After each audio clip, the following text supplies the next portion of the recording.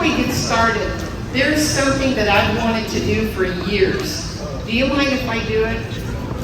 Go ahead. Ready? I've always wanted to put Ben Midler, my dearest best friend in the world, place card at Comic-Con. So here we go.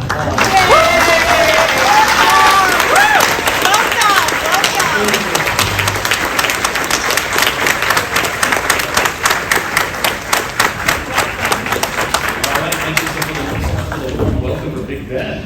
Thank you so much all for joining us today. Welcome to Art During the Holocaust. This is the 5th year of this panel commencing, and I'm so glad to be here with all of you today as we talk about Holocaust history, education, literacy, the imagery, and everything in between.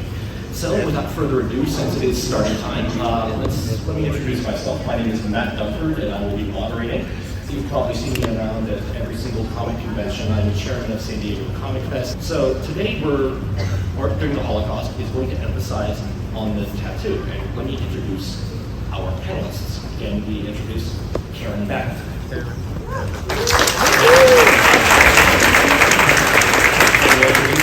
Sandra Shell.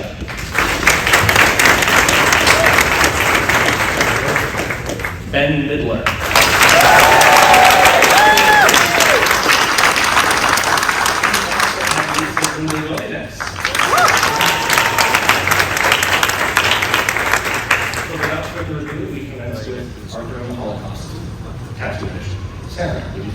Yeah, Matt, you are going to have to talk about this.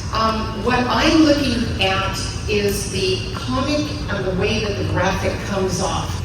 And instead of reading about it, I'm looking at about what this tells me. What I see here is the uniform. I see the number. But what I also know is that this is Yosel.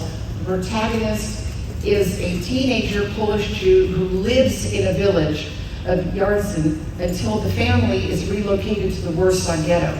But again, I'm wondering why this particular one had this, because had this been something about Auschwitz or somebody in a camp? So I wanted to bring that to your attention.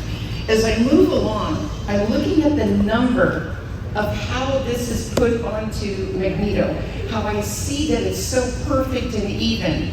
And the bottom line is, the tattoos were not perfect and even, unless they were pressed in, and we'll talk about that later on. Again, Magneto, Holocaust survivor, sees the situation of a mutant as a similar to those Jews in Nazi Germany, and at one point even utters the word never again. And do we say that today? Yeah, we do. I look at somebody who's a school teacher, somebody who is teaching premorally, and I look at this and I think about this teacher who wants to move on with his life. And look at what happens. He has that number on his arm. I will be wearing these 6 numbers all my life. When I looked at the search, I asked Ben specifically, what happened first? Did the hair get cut first, or did the tattoo get cut? And with this particular graphic, it's exactly what Ben told me, that it was the tattooing, and then they shaved the head. When I look at this next one, right, Karen? Yep. How many times when we wanted to know about our family, we didn't know that.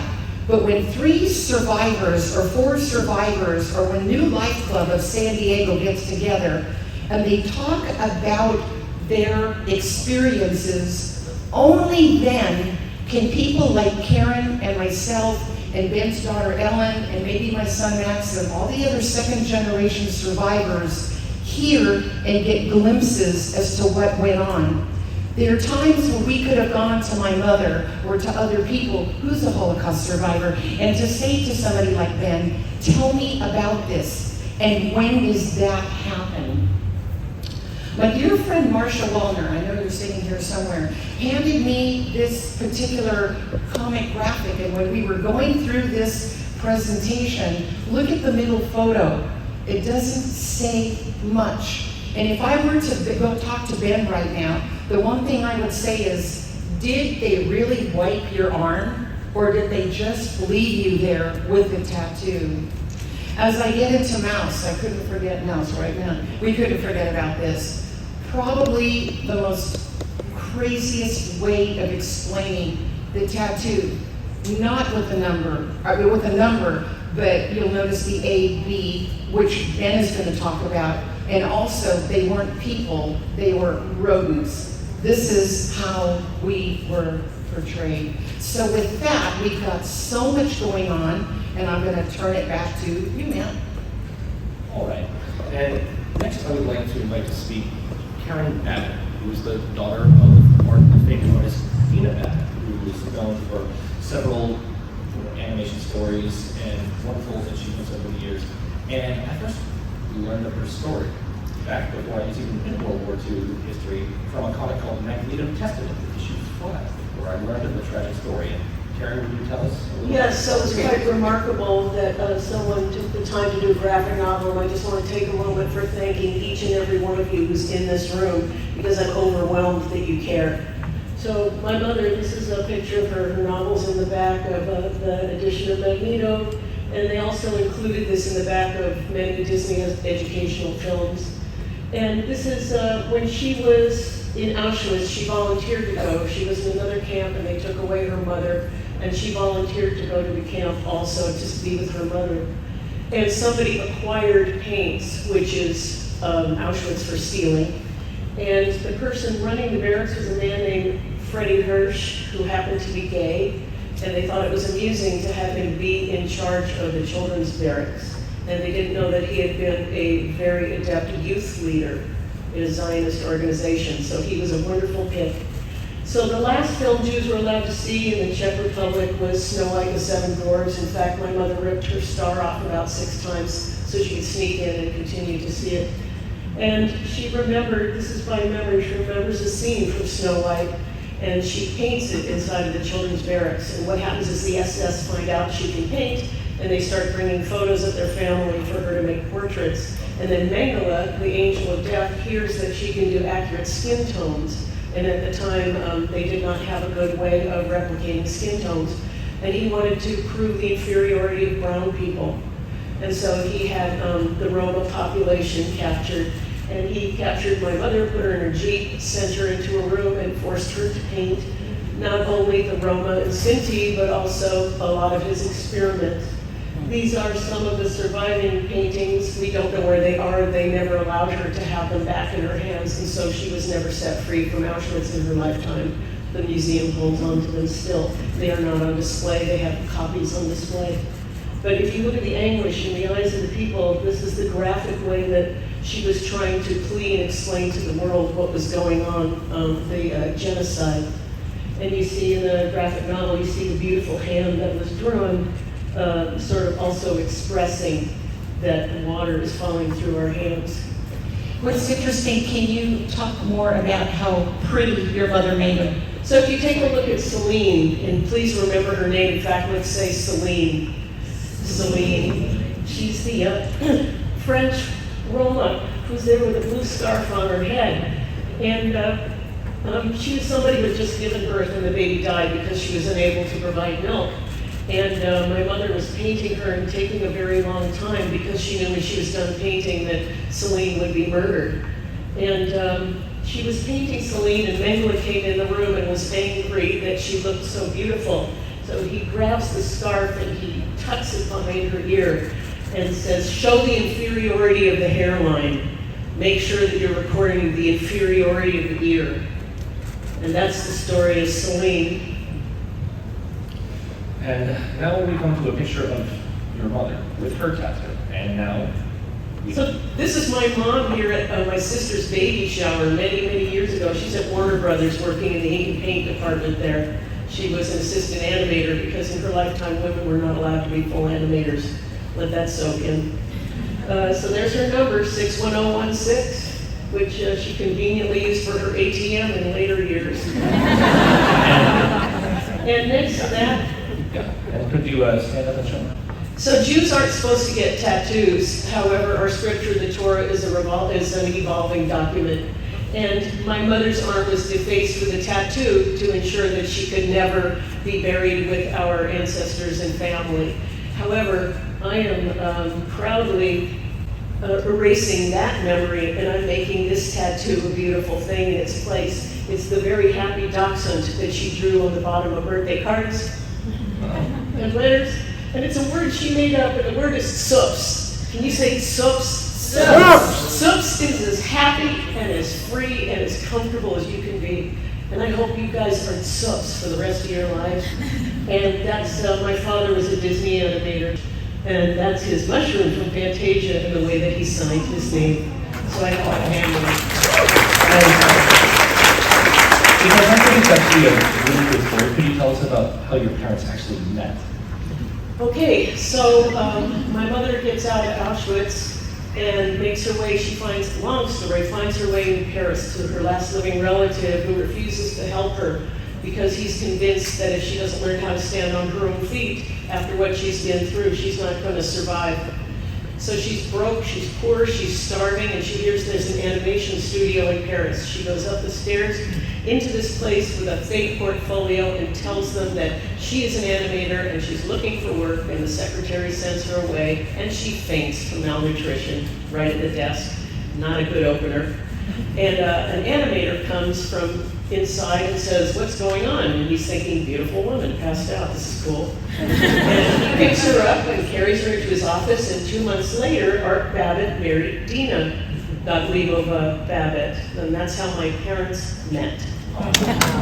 But you need to know that my father, Art Babbitt, is the one who drew the Wicked Queen and Snow White, but also the scene where Dopey is blowing the feather up into the air. And that was the scene that my mother risked her life 7 times to go watch, the way anybody could portray a feather going into the air like that. So she married the person who animated her most favorite scene. That is just a beautiful fate that has brought through everything. And Karen, will you show us your shirt as well? I made this for a demonstration. I didn't have anything appropriate.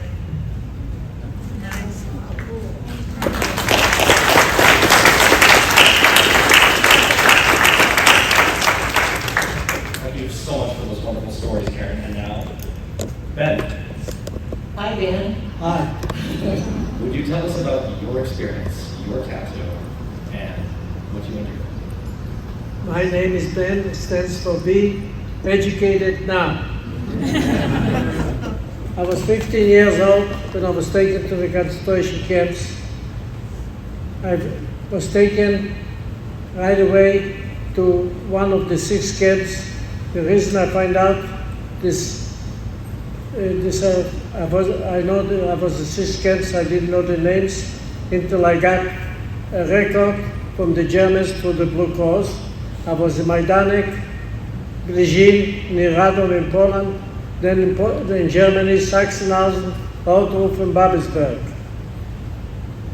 When they taken to the camps, the first camps, they didn't get no numbers because there was no branding except Auschwitz.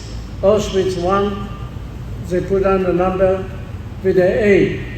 Auschwitz B is Birkenau. And I got the number B2433. The reason 2433, I'm the 2433 prisoner of war at that time.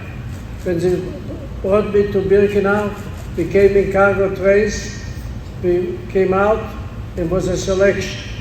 Only because I was the smallest between all the people, because I didn't stay with the young, with the children, so they put up a board, vertical and horizontal. Ben, if it's okay, we're going to explain what that is. Imagine if you had a door frame and you have it vertical. Now you put horizontal another board. Okay? So now that you have that image, Ben, I didn't mean to interrupt you, but I'm going to let Ben continue. So people who didn't touch the horizontal board would send some other place. I know now that they were sent, but at that time we didn't know. The people that ever touched the board, so wherever I came to go through, I went on my toes and I went through because I touched the horizontal board and I was over 5 foot tall. People who touched the board would be sent to one of the tables on the side for prisoners from the camp for giving tattoos to the people who ever passed the selection. Mengele was waiting at the selection because he was in charge of it. I don't remember if I got printed or inked. In Birkenau, I walked to clean the swamps around the camp. We had to put on pipes, and they were much taller, much deeper for my height, over 6 meters deep. Only nothing matters for me. I even didn't speak to any people in the camps because my motto, my goal was to be together with my family. In any camp that I was, if they asked volunteers, I was the first one to volunteer. Nothing matters. I thought for myself, any camp could be any worse than where I am now. And that gave me the strength and overcome to be able to be with my family together. You didn't speak with anyone at all? You didn't speak with anyone at all when you were there? You didn't speak to anybody, did you? I didn't speak to nobody because I didn't want to take away from my thinking this. I want to be with my family and all the time. That's what I thought. I didn't speak about the Holocaust to nobody until my kids were 17 or 18 years old. And the only reason I didn't speak because I didn't want to bother them. They should feel sorry for him. Here my father was in the camps and he went through a lot of hardship and we knows how he feels. I didn't want to give him this thinking about me. Only still, I'm going to speak to schools, to universities. I'm going any place wherever they ask me, in any far, no matter how far it is. I spoke to a college in Texas, E&M, and I even spoke to Monterey. There is a school for languages. We spoke over there with Sandra. We were there for 4 days. We spoke to the people wherever they were in a school for languages. Doesn't matter for me, no matter where I was called, I'm ready to any time. Because my motto is to be positive. I think this, like yesterday is gone, today is today. Only tomorrow will be a better day. And that gives me the strength to be like I am today. If you figure out how many years passed since I was 15 when I went to the camps in 1943, I'm 95 years old. And by doing that, I walk every day over a mile, and I do exercises, and I even study bridge in my age.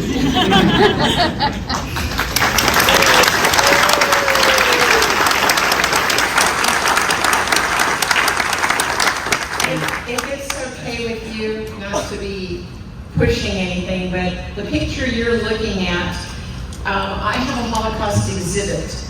We have a Holocaust exhibit. We, the people in San Diego, it's located in Rancho San Diego Library. What you're looking at is a picture of, there's 15 Holocaust survivors that are life-size. And just like you see Ben today, they are alive. They have a story to tell. And you can see Ben standing next to his cardboard cutout. Ben was so instrumental in helping me get this passed through the San Diego Board of County Supervisors to even helping me design what we were going to put in the exhibit. Now, to get back on track with the tattoo, I learned something new today. When I was talking to Ben and his daughter, Ellen, where are you?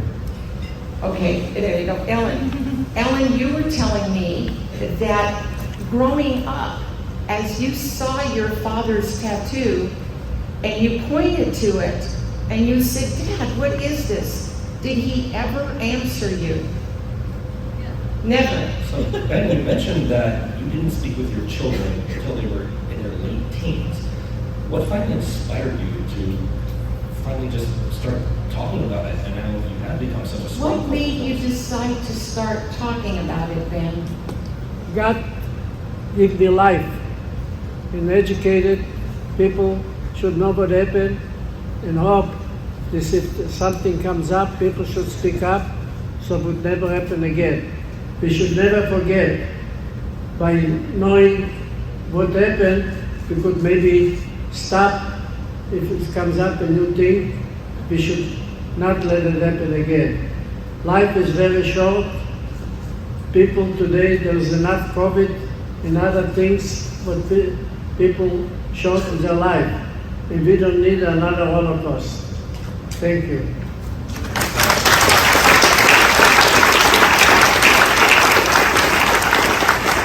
Thank you so much, Ben. And now I would like to introduce Edmundo Godinez. This is going to be good. Hi everyone, my name is Edmundo Godinez. I create illustrations for the Southwestern College newspaper. And what we're going to be doing here in a little bit is show you through the next slides, try to tell the story of Ben through illustrations and hopefully showcase the impact that illustrations can make and how they can transcend language barriers. So next. Ready? Ready. So right here, these are the punching numbers that were used to mark the Jewish prisoners with the tattoos. Ben probably mentioned it earlier. This was really fast for him. You don't remember much of this, right? I don't remember if it was stamped or inked. The only thing I know is I got it was very hard. I wanted to add to it.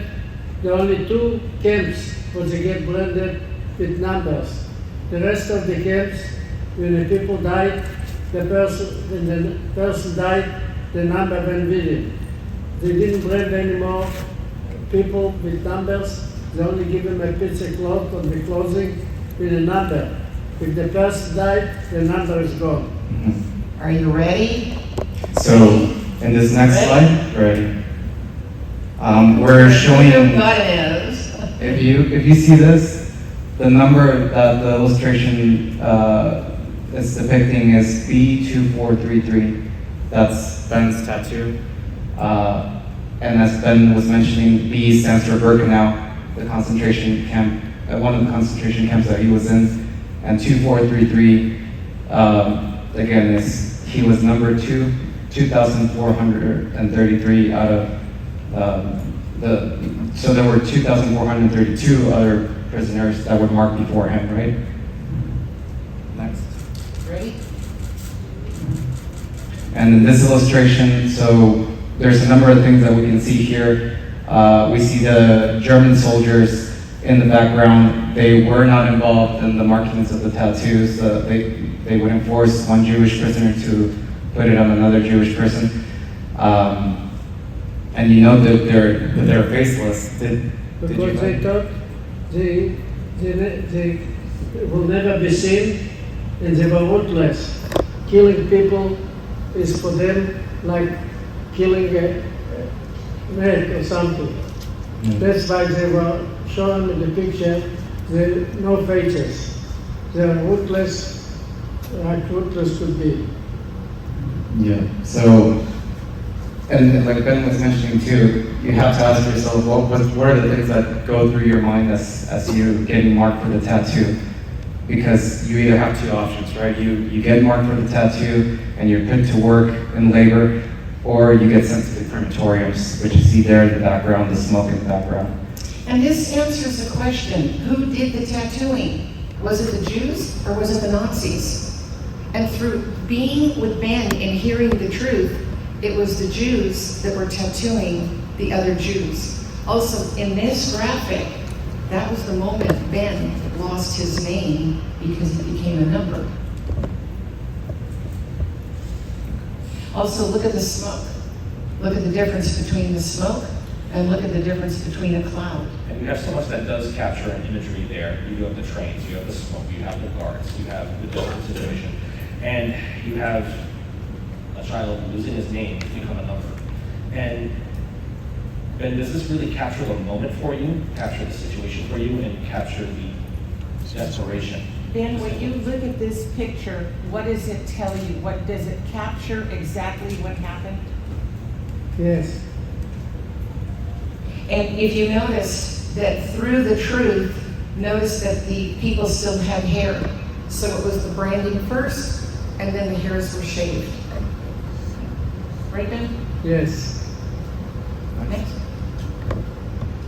This is something that really stuck with me as I was seeing some of Ben's interviews.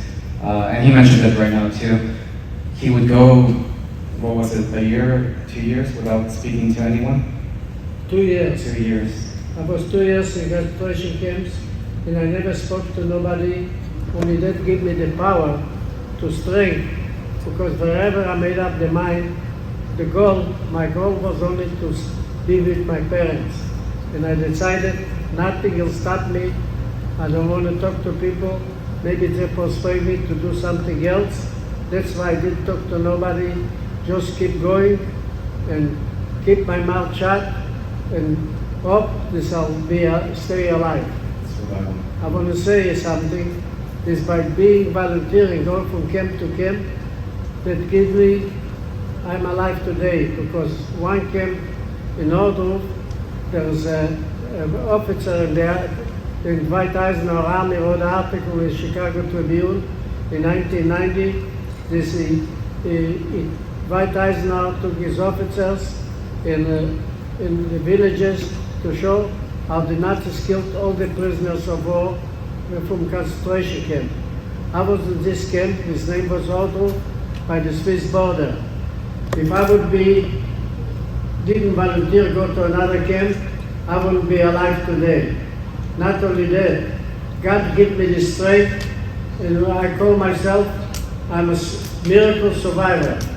At the age of 17, when I got liberated, I was in a suburb of Berlin, because we were cleaning the streets of Berlin after the Allied forces for 1 week nightly.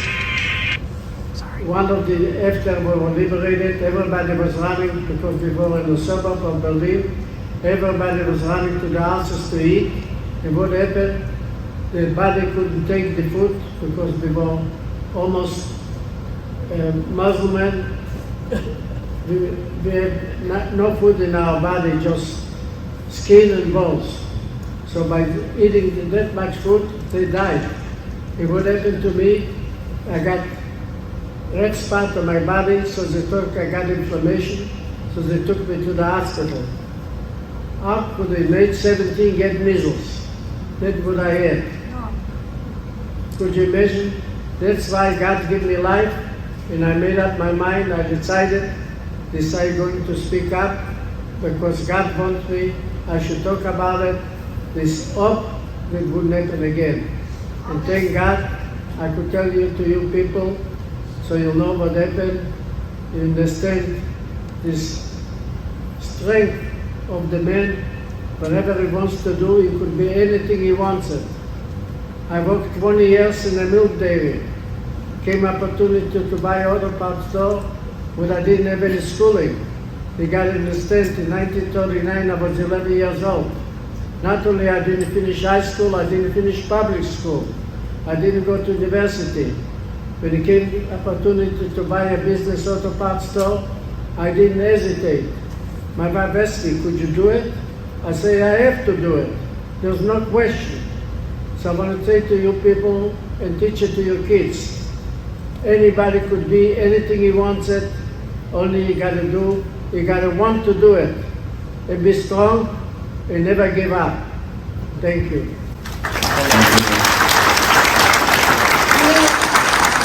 It's okay for me saying this. This is like being on a freeway and getting off the freeway. What I love about Comic-Con is exactly what Ben said. You can come here and have an opportunity to at least try and be something you want to be. You want to be a superhuman? You can be a superhuman. You want to be a lizard or a dog or a cat or wear a costume or something for that period of time. And yet, here we are, taking somebody who's 95 years old, my best friend in the world. And what's really incredible is where do we go from here? How does one keep Ben going? And what message are we trying to say? And this is what our next graphic is all about.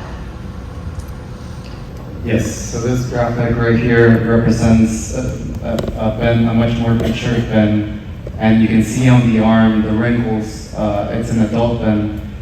We know that he was in the prison camps at the age of 15, but we see him here grasping onto the barbed wire. Karen even made a wonderful comment that it looks like where he's grasping, he's making the fist, is a section of the barbed wire where the needles are at. So he's confronting his past. There's probably some pain there, but nevertheless, he's here with us, speaking about it and educating us on it. So I think that's pretty powerful. It's the ultimate moment where enough is enough. He shows that he has the strength to overcome. He is really a superhero here. He is, yeah. Stronger than steel. Stronger than steel. Let me hear you say it. Stronger than steel. I feel this way. Are we ready for the next? Next one. Where are we going with this? You know, when Edmundo and I got together, because I'm not the greatest drawer in the world, but the bottom line is when we got together to figure this out, what are we trying to say?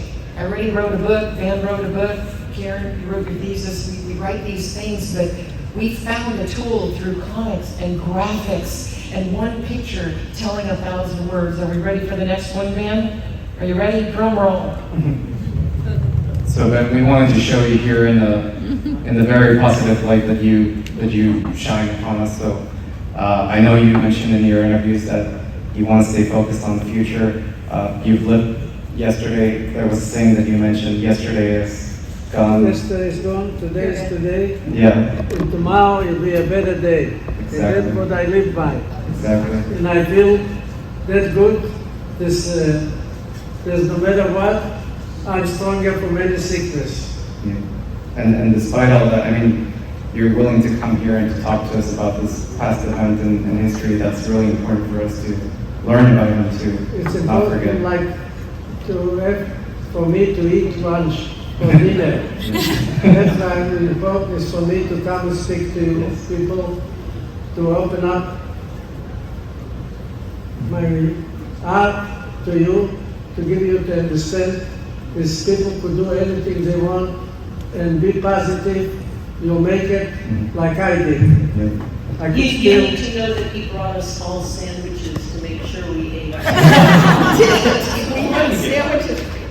Yeah, he brought us sandwiches. I do want to tell you a little secret, okay? When Ben and I were putting together Remember Us the Holocaust, named after my mother, RUTH, Ruth, and as we were putting together BEN, Ben, which stands for Be Educated Now, okay? So as we did that, we have fun. I mean, these are things we do on our off hours. And what's interesting is I said to Ben, I'm supposed to be at the exhibit on a particular day. What day? He goes, yeah. You just go to the exhibit every Thursday because that's the day that I play bridge. And then we'll speak every other day. So yes, I have somebody who's my docent today, but any other day, if you want to hear Ben, it's no problem. And I just want to compliment it on this beautiful image right here of Ben, who has been through so much, his years in concentration camps, now a positive beacon of hope on top of the world. A true superhero. In the sense of comic. Superhero. I think from a World War II perspective, it is important for us to capture the imagery and the stories and to collect them together, especially because the truth of the matter is, between 1945 and 1940, we did not see a lot of major Holocaust publications documenting that. It wasn't until Elie Wiesel's Night in 1960. Oh my God, he's gonna fly! Ben's still on his toes after all this time.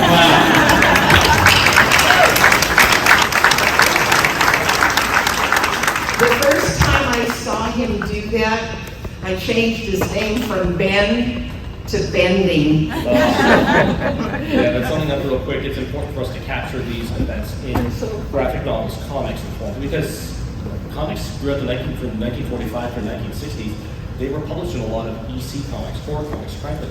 People thought this was a fictional event. They couldn't believe that something so atrocious was actually happening.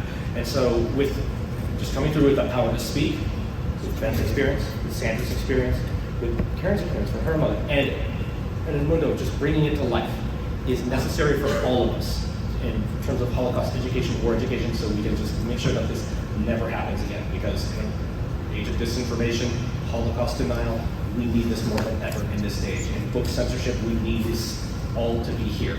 And honestly, thank you all so much for being such a wonderful part of it. What's really interesting is my mother was not tattooed because she was there for a short period of time. My grandfather was tattooed, and in Birkenau, and my mother was in Auschwitz, and your mama was in Auschwitz. My mother was in Auschwitz, and she, we would get up in the morning. You ever watch your mom put on her makeup? Can you remember that? And so she had eyebrows, and she did her lips. She moved her lips, not the tube. And then she took a tube of concealer, Max Factor Erase, and scrubbed it on her number, and then we went out for the day. That's how she got ready. But tell what your mother did to her number. My mother removed her number at one point when she was in her 40s. She had quite a scar. And one Passover shortly before she died, she stood up at the table and said, "I think I will have them put my number back. But I don't think they can do the same scroll."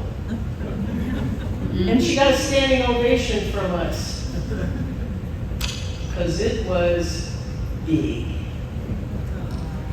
You know, we learn from the few survivors. My greatest thing, especially with the exhibit, is the fact that we started with these life-size Holocaust survivors, and when the exhibit comes down in May, it'll be a sad day in May, but for me, I want to make sure that each one of those people standing are still with us today.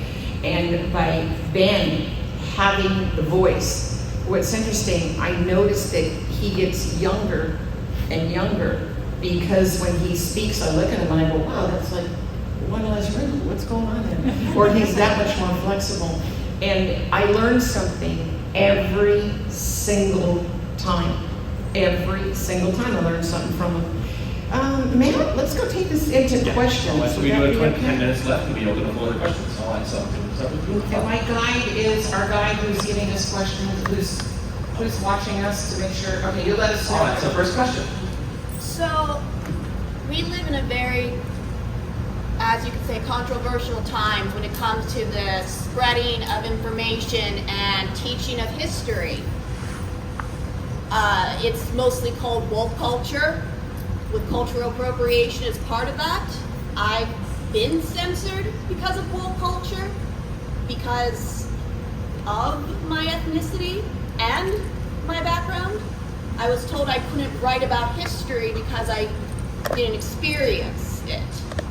What is your opinion? What are your opinions about people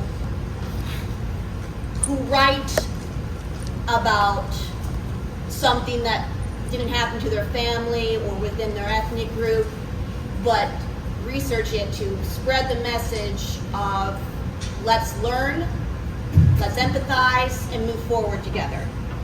Who do you want to have answer that? Anyone. I'll start a little bit because I worked in World War II Karen, you can go publications for a next. while. I had called it history revisionist more times than I can count. And it's the thing is, you learn something new, and ultimately, it's not going to be things that you learn from history books or Wikipedia articles. You can dig a little deeper. And honestly, personal experience like we're having like this is going to benefit the most. And I don't think we should. My opinion is, I think people of different ethnic groups should embrace this history, should embrace the shared culture, and should go for it. And so history is not something to be censored.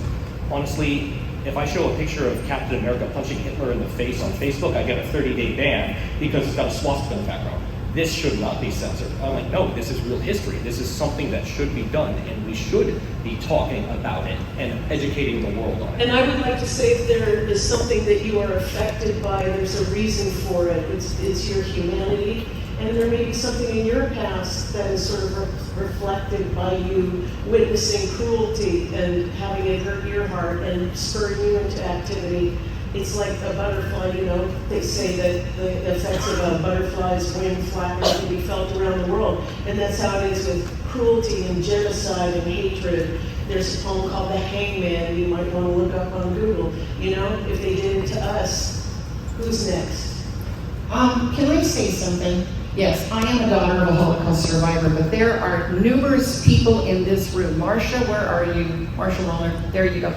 Marcia, your mother and father were not in the Holocaust, and you're one of the greatest educators in San Diego for Holocaust awareness. It's people like Ben and myself that absolutely adore you.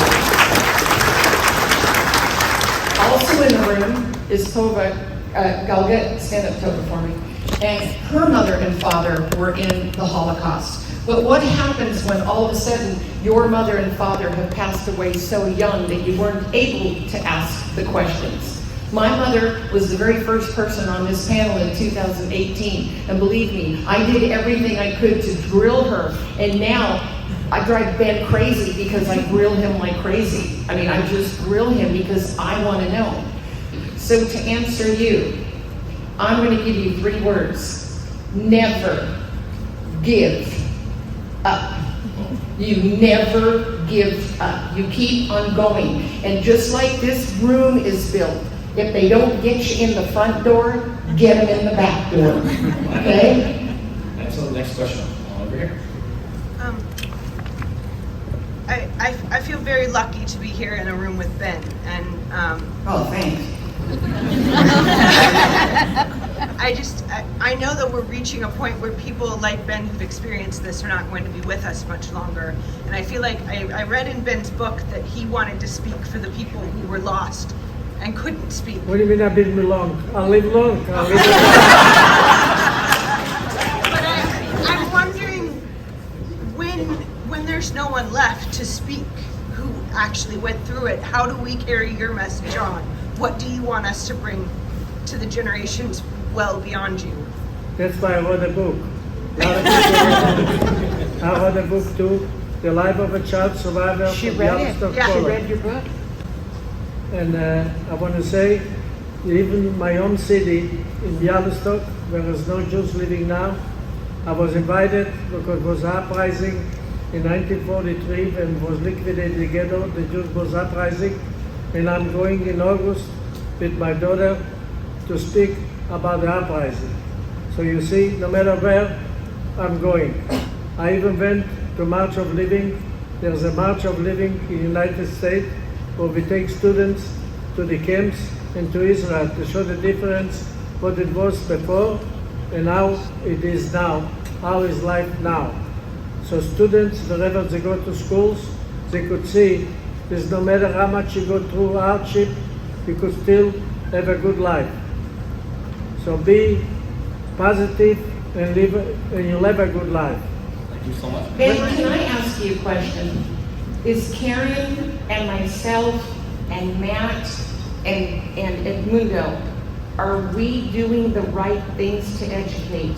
Yes. You always got to speak up to people and educate them what it was and to show these bad things that happened to people and hope it wouldn't happen again and you could eliminate it or to stop it if it comes up again. Be aware of your surrounding and be positive and you live a good life. All right, next question. You in front. Oh, Ben, thank you so much. I have a question for you. When you were growing up, did you experience or see any kind of anti-Semitism in comics or posters or movies? When you were growing up, did you see the anti-Semitism in comics, posters, propaganda? Do you remember seeing something? No, I didn't see any posters. I felt some anti-Semitism, or not that much, because I was going to a private school. I was going to a Hebrew school, and we, in our city, there was 65% Jewish, so we didn't feel it because we spoke, even on the street, we spoke Yiddish. So we didn't see it much.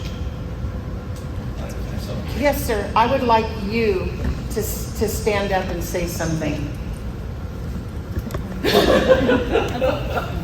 Hi, Pete Carrera, Southwestern College. I was a student. Simple math classes. All right, Pete, this is for you.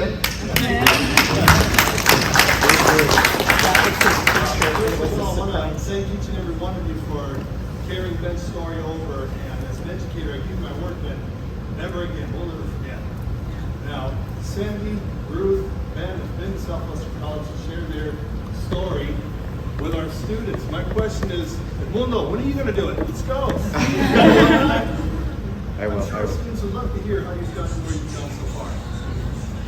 As far as how we got to. I mean, your entire story after Southwestern, where did you go? How did you end up here? I'm sure our students would love to hear your story. I actually transferred. So I started studying at Southwestern College as an undergrad. Transferred over to UCSC, studied aerospace engineering. Then did my master's in San Diego State, also aerospace engineering with a focus in aerodynamics. I loved to draw ever since I was a kid, but left it during my time of studying engineering. Then I picked it up again when I heard of this software called Procreate, which is the one that I'm using to generate these illustrations. And it just so happened by coincidence that it was when I started to pick up the hobby again that I volunteered for the newspaper at Southwestern College. And Sandy read the paper. My name was credited to the illustration. We got in touch. I heard about Sandy's project, and it's an honor for me to not only pick up on my favorite hobby, but do it for a really good cause, you know. So it's great to be able to contribute to this. And we got a question up front. So as a mother of young children and as a Jewish mother, I struggle, Ben, hearing you say that you didn't teach your children until they were 17 or 18. You didn't talk about the Holocaust. What would you do now if you were the parent of children? How do you teach them? And then I hear from you that you've known about this your whole life, right? You remember watching it with your mother. Because if you don't talk about it, it's the elephant in the room. So it becomes an artificial thing that is not addressed, and it becomes weightier and weightier. So you know what appropriate answers to questions are, and you answer to the extent that they are asked. And they'll ask gently. Yeah, I mean, my 8-year-old is already asking. Yes, and it needs to be addressed at an 8-year-old appropriate level. Are you in San Diego? Where are you? Orange County. Orange County? Get in the car and go to East El Cajon and go to the Rancho San Diego Library and come visit me on a Thursday. Let me know ahead of time and I'll pick up Ben and he can talk to her about what the Holocaust is about. One more. Yeah, we've only got one more. Sir, Jeff? Thank you. Okay, so my grandfather was a Holocaust survivor, I'm third generation, and he died very young, and never talked about it with anyone. And I'm trying to compile records and make that a memoir, or do a graphic memoir, but it's like, how do you get to know someone and their experience when there's just so little information? Yeah, that's a fascinating question. First of all, I want to put in a plug for epigenesis being the reality that our DNA and our chemistry is affected by trauma. And as a third generation survivor, first of all, I want to validate your experience of feeling like you are somehow affected by trauma intergenerationally. And then I also want to say that it's in doing some deep work about the differences in your experience that you will uncover more of the story. Besides the historical things you can do and the things that you can read, I'm asking you to validate your own differences and your own trauma for being part of this whole Holocaust. With that, Can I just answer that? One second. sure, go ahead, Andrew. Yeah, I was also answer. So there is an entity in Israel called Beit Futzot. Yes. And they have record of most people, if somebody ever reported any name, family of any kind, they have a record of that. You can contact them and give them the name, and they will. We have to bring it to a close, but we're all going to stand up and you can take our final picture. Well, thank you so much for having us here at From The Holocaust.